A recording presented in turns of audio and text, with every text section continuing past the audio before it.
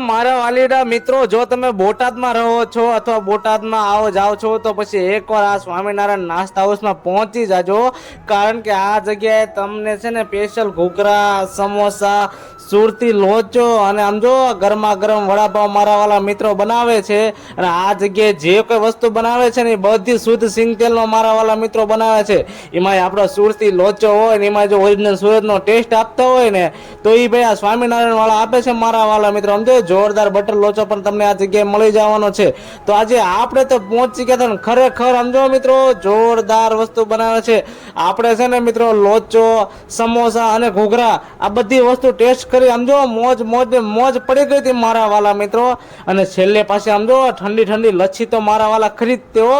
તો પછી mobile number, location તમને છે ને બધું સ્ક્રીન ઉપર આપેલું જ છે.